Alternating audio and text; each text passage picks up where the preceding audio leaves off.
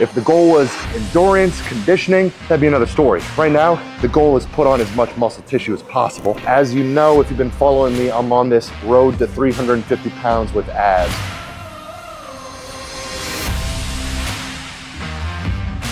That's the good part about getting a lot heavier. You feel like crap all day. You get winded going up the stairs, but get strong.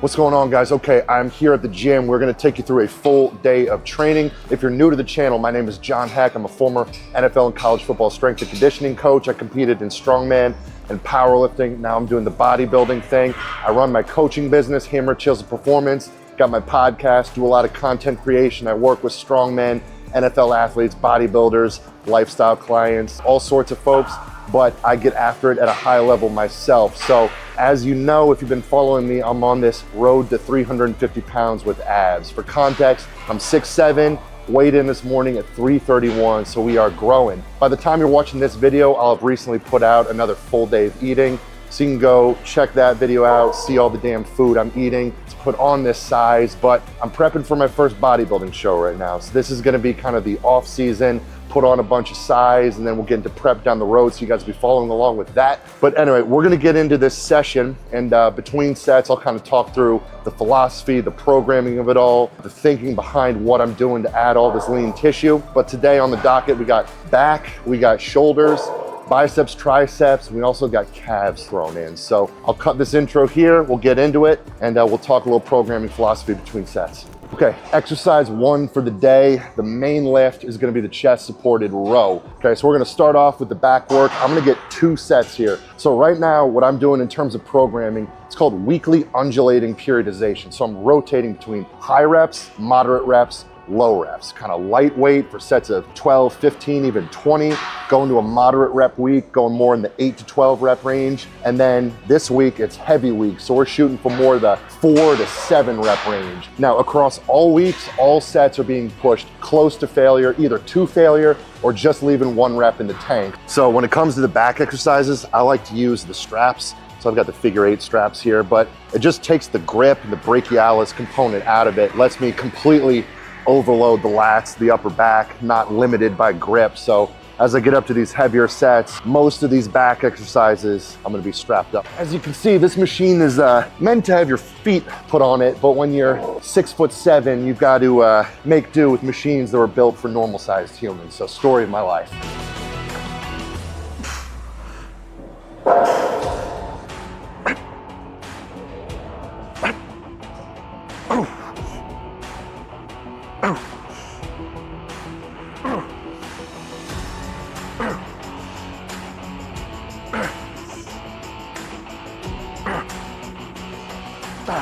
That's the good part about getting a lot heavier. You feel like crap all day. You get winded going up the stairs, but get strong. We're gonna move on to the next exercise, but I'm gonna take a decent rest. One of the key tenets of this approach to programming, lower volume, but high intensity, heavy sets, push close to failure, taking long rest intervals. I wanna be fully recovered between sets so I can maximally produce force, get as many reps with as much weight as possible every set. If you're rushing your rest times, you're not gonna get as much weight, you're not gonna get as many reps, you're not gonna produce force maximally. You want those things for hypertrophy. So if the goal was endurance, conditioning, that'd be another story. Right now, the goal is put on as much muscle tissue as possible. So I wanna be fully recovered for every set. All right, so I log everything in the notes in my phone. Now, it'd be more badass if I had an old school leather bound journal in here. Dorian Yates would appreciate that more, but it's easier, it's 2025, guys. So every set I'm putting in how many reps did I hit, what was the weight that I hit. When I cycle back to this low rep week in 3 weeks, I know exactly what I need to beat on the chest supported row. So 5 1/4 for 6 reps. So next week, I'll try to either get 5 1/4 for 7 reps or bump it up to, 5 plates of 25 and add a 10. So this is crucial to me knowing exactly, am I progressing on a week-to-week basis? All right, so we're gonna move on to the hammer shoulder press here. So back and shoulders are the 2 main focuses of the day. I like to alternate, go from the back to the shoulder, just give the grip, bicep, back a little bit of a rest period as opposed to doing all the back work, then all the shoulder work. I alternate them. So same process here. Work up to 2 hard sets, 4 to 7 rep range, first set, leave one in the tank. Set two, send it.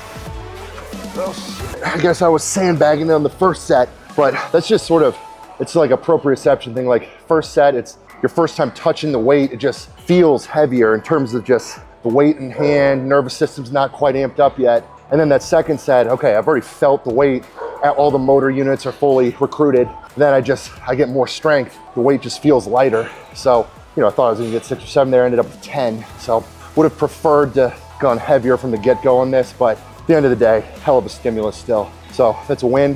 Next, when I cycle back to this week, next time we do the low reps, I'll just know I'm gonna have to go more like 4.5 plates, 5 plates. So anyway, we're gonna move on to the next back exercise. Another example of machine that's not built for 6'7" humans. So I feel like every machine, I'm just jamming myself in there, but we'll make it work. We're going on to a single arm pull down here. So I'm just gonna hit one all out set of this, hit a warm up set, feel out the working weight. Then again, one all out set, 5, 6, 7 reps-ish. Then we're gonna move on to the next shoulder exercise, back to the next back exercise.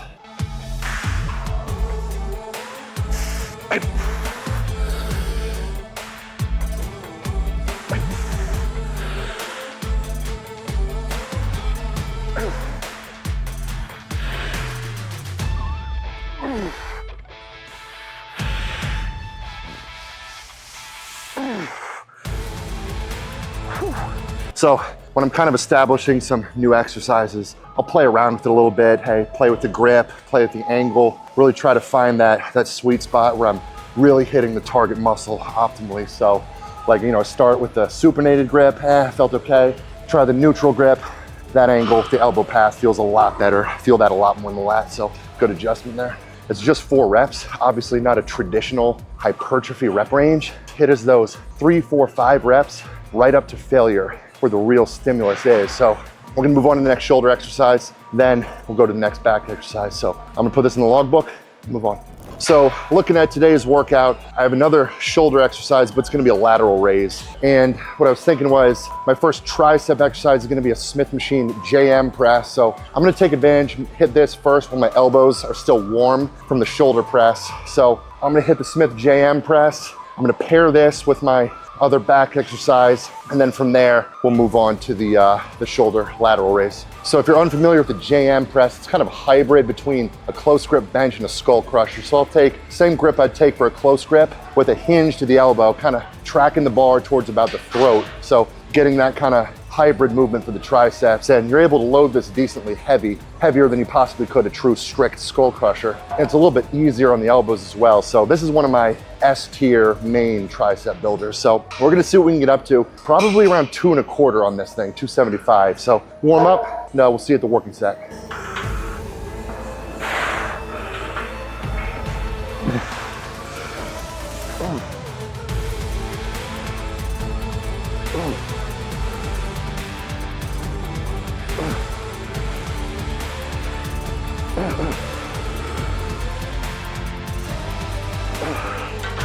Next back exercise is gonna be a single arm seated cable row. So I'm pairing this with the JM press. I'll kind of bounce back and forth between my warm-up sets, hit a working set on the tricep, come back, hit a working set on the single arm cable row, then we'll move on.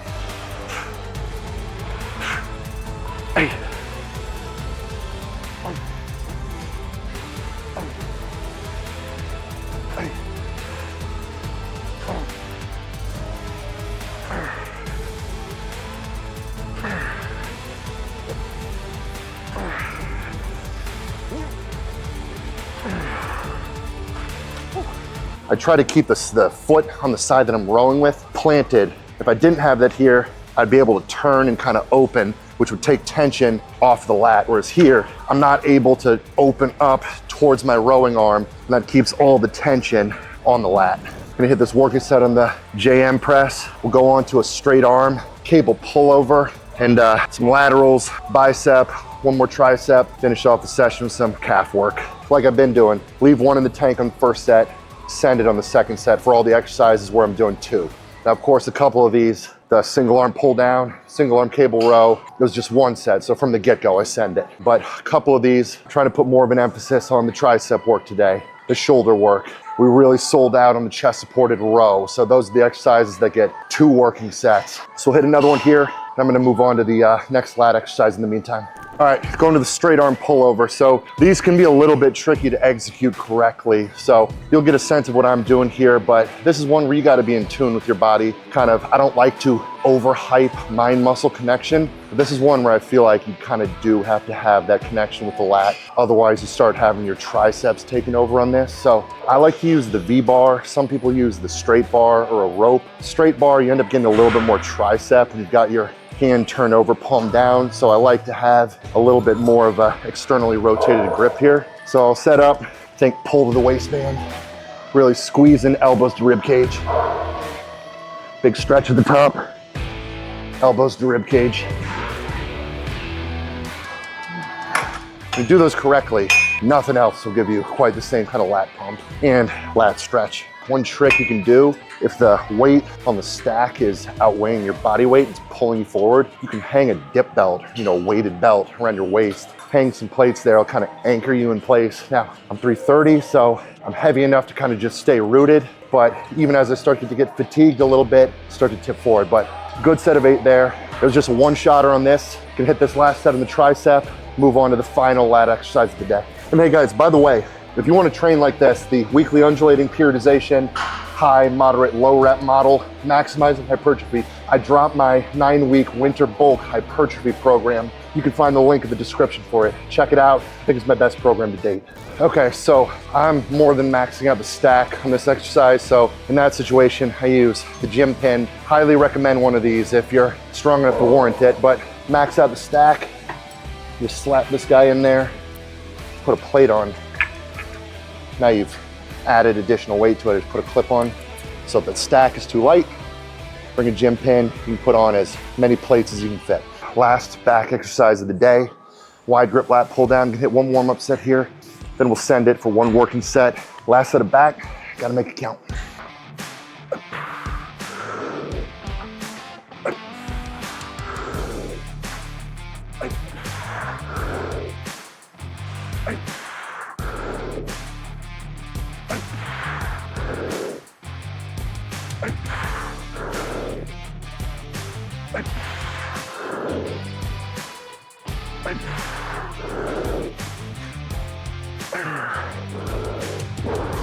One thing when you're logging these, when you're knowing what you need to beat week to week, like be realistic about don't cheat the reps. You need to make sure you maintain the same exact rep quality week to week to week. Second and last, tricep isolation. Gonna go with the rope pull down. So I'm just gonna finish off the triceps again while the elbows are still warm. Elbows are one of my kind of finicky joints that can give me a lot of tendonitis, a lot of issues. If I jump into elbow flexion exercise when the elbows are cold, usually leads to some issues for me. So I'll capitalize on being good and warm from the JM press, hit these. We're done with back. We've got the lateral raise, thighs and calves.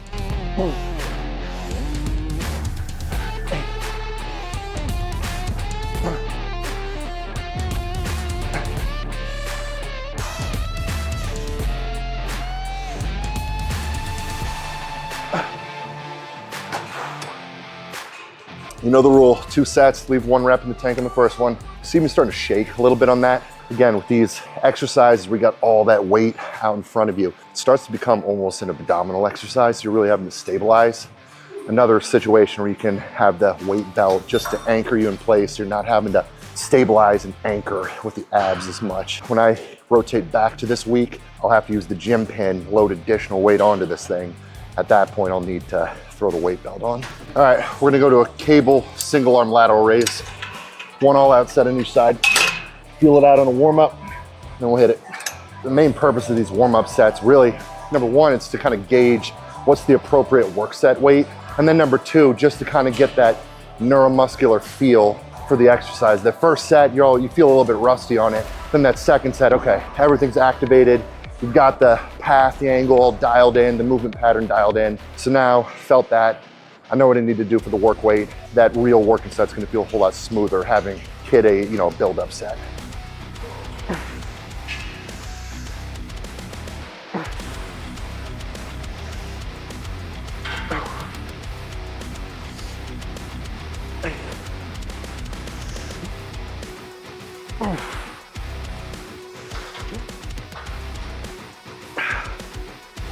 Lateral raises, not an exercise that traditionally gets hit for low reps, right? You do lateral raise, most people are doing 10s, 12s, 15s. Delts are just like any other muscle. Lateral raise is stimulating the delts. Train them at low reps, train them at moderate reps, train them at high reps. Don't just stay pigeonholed into one arbitrary rep scheme. That's the purpose of this program. We're hitting 3 different categories of rep schemes. We're hitting all the various pathways of hypertrophy. We're not just staying limited to one approach to the programming. Done with triceps, so now we just got bis and calves. So my least favorite 2 exercises to train. So people love training biceps. I think biceps are boring. So we're gonna move on to a single arm preacher curl. We're gonna pair that with the first calf exercise, and we're gonna buzz through and get out of here.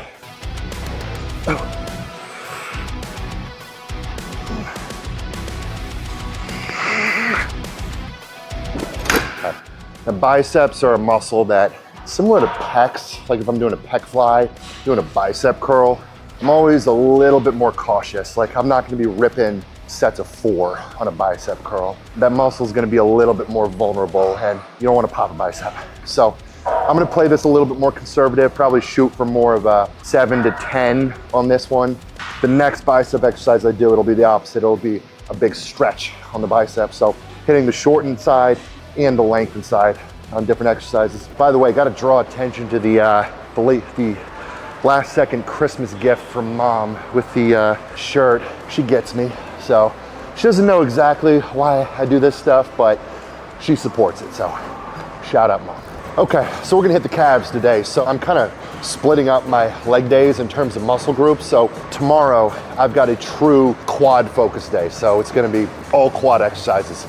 Then the day after that, it's gonna be a leg day totally dedicated to posterior chain. So glutes, hamstrings, adductors. And then I'll have a third leg day later in the week that's gonna be a combination. Gonna get a little bit of quads, a little bit of glutes, a little bit of hamstrings. But for the calf work, I'm just putting that on my upper body days. So really kind of dividing up the leg work. So I'm getting some lower body training every day, but they're all different muscle groups. So no muscles getting overtrained, over fatigued. But right now, bringing up my lower bodies is my main focus in terms of development for bodybuilding for the stage. So my legs are strong. I've got long, kind of athlete legs. I'm 6'7". So filling out the legs like a bodybuilder has been an uphill battle for me. So kind of bringing out a different strategy this off season to add as much size as I possibly can. Focusing on a big dorsiflexion stretch at the bottom. Just a build up set here. So calves, another exercise that nobody trains low rep. But today it's a low rep week. We're treating the calves like any other muscle group. We're gonna train them like every other muscle group. So I'm gonna be hitting probably a set of 6 for my working sets on these. Just FYI, when it comes to this growth phase, this to me, this is not the hard work. This is the fun part. The hard work is the eating. My entire day is centered around eating, and it is no longer comfortable. It's not fun, but it is absolutely essential. So if you missed it, go back, check out the full day of eating video that I recently released. All right, going with the standing, they call it the Bayesian curl. Single arm, big stretch. Here we go.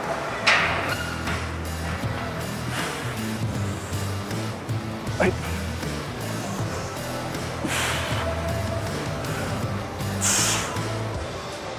So getting the bicep in that stretch position, this is one where I'm not gonna go into those heavy low reps. So set at 10 there. So this kind of the reps on this scale relative to the week. So low reps for this exercise is gonna be like 10. Then the moderate reps is gonna be more like 15 to 18. Then the high reps is gonna be up to 25 reps. So it's all relative to the demands of the exercise. Okay, so last bicep exercise we're gonna do, I'm just gonna do a single arm dumbbell hammer curl, 2 sets each arm. Then we're gonna finish off with the seated calf raise, and then we're gonna get out of here.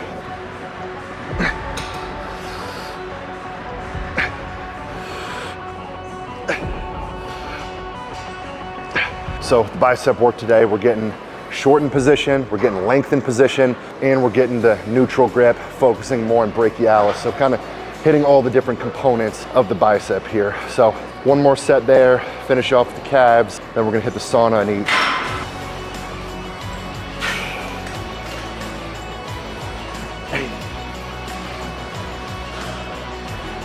I had a nerve injury in 2020, severe herniation of L5, S1, compressed the nerve, and ever since then I've had permanent nerve damage in my right calf. So my right calf is basically, so my calf strength is really weak right now. This is almost, it's like 80% left calf, 20% right calf, and particularly in a seated calf raise, which is more soleus, the further down the leg it goes, the worse the nerve damage is. So it's pathetic weight, but I've just got to keep this nerve firing, got to get whatever work I can get done with this right calf. But that was the injury that essentially ended my strongman career. But you know, if I don't train the calf, it's completely useless. So I can train my ass off with it and it's only partially useless. All right guys, so that concludes today's workout. So got a great session in. This growth phase is going really well. So I'm up to 331, body composition's holding nicely. We're getting progressively stronger.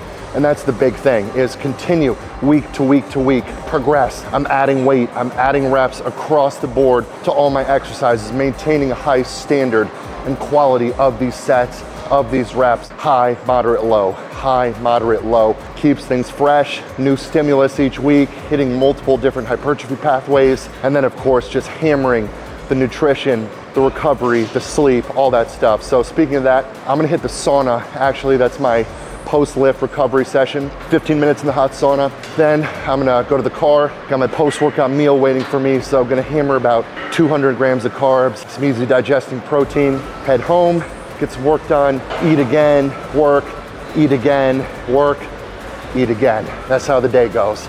So anyway guys, appreciate you tuning in. If you're liking the content, do me a favor, hit that subscribe button, hit that like button, drop a comment. The engagement just helps the channel grow in the algorithm. We'll catch you in the next video.